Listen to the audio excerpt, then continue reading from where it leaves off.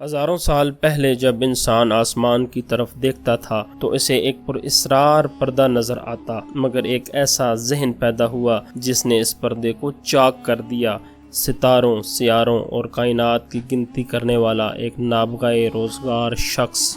السلام علیکم خواتین و حضرات، انفو ٹی وی کی ویڈیوز میں خوش آمدید۔ یہ ہے کہانی وراہ مہرا کی، فلکیات کا شہزادہ، سائنس کا مسافر، علم کی روشنی۔ وراہ مہرا کی پیدائش تقریباً 505 عیسوی میں موجودہ بھارت کے اوجین کے قریب ایک چھوٹے گاؤں کپتاکا میں ہوئی۔ ان کے والد کا نام آدتیہ داس تھا، جو خود سورج کے پجاری تھے اور نجوم کے ماہر تھے۔ بچپن ہی سے وراہ مہرا کے ذہن میں آسمان کے راز جاننے کی پیاس تھی۔ کہا جاتا ہے کہ بچپن میں ہی وراہ مہرا راتوں کو گھنٹوں آسمان تکتے رہتے اور ستاروں کے بدلتے رنگوں اور جگہوں کو نوٹ کرتے۔ ایک بار اپنے والد کے ساتھ کھیت میں کام کرتے ہوئے انہوں نے چاند کی ایک خاص پوزیشن دیکھ کر اگلے دن بارش کی پیشگوئی کی، اور وہ پیشگوئی حیرت انگیز طور پر سچ ثابت ہوئی۔ یہ ان کے اندر چھپی سائنس کی پہلی جھلک تھی۔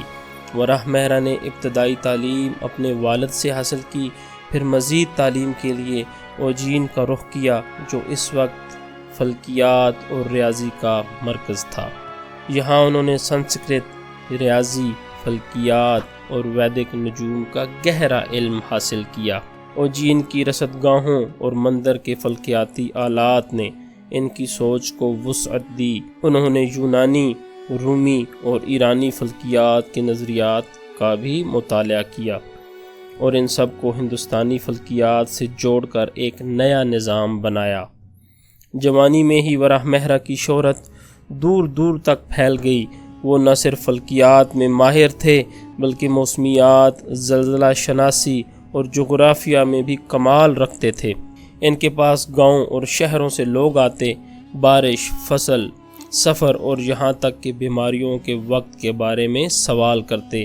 ان کے علم کی سچائی نے انہیں اس وقت کے سب سے بڑے سائنسدانوں میں شامل کر دیا۔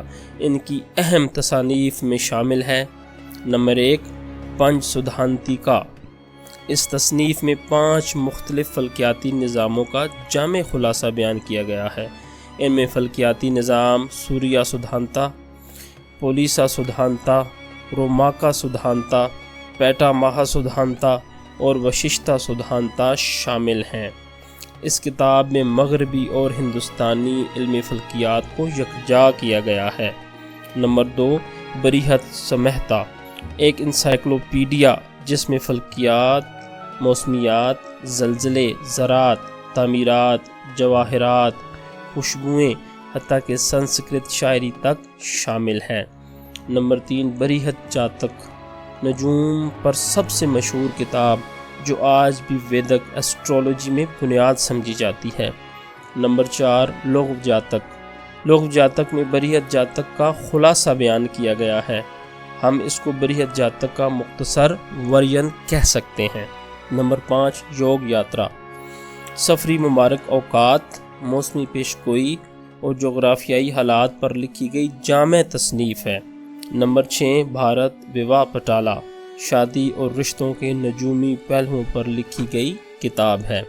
اس کے علاوہ سائنسی حوالے سے آپ کی خدمات بہت زیادہ ہیں، جیسا کہ سورج اور چاند گرہن کے سائنسی اسباب بیان کرنا، موسمی پیشگوئی میں سائنسی اصول متعارف کرانا، زمین کی گولائی کا ذکر، ریاضی میں ٹریگنومیٹری کے فارمولے، زلزلوں کی وجوہات اور پیشگوئی کے اشارے۔ وراہ مہرا نے اپنی زندگی کا بیشتر حصہ اوجین میں گزارا، جہاں انہوں نے تحقیق اور تدریس دونوں جاری رکھیں۔ تقریباً 587 عیسوی میں ان کا انتقال ہوا، لیکن ان کی کتابیں اور علم آج بھی زندہ ہے۔ یہ اس بات کی مثال ہے کہ علم وقت کی قید میں نہیں آتا، یہ نسلوں کو منور کرتا ہے۔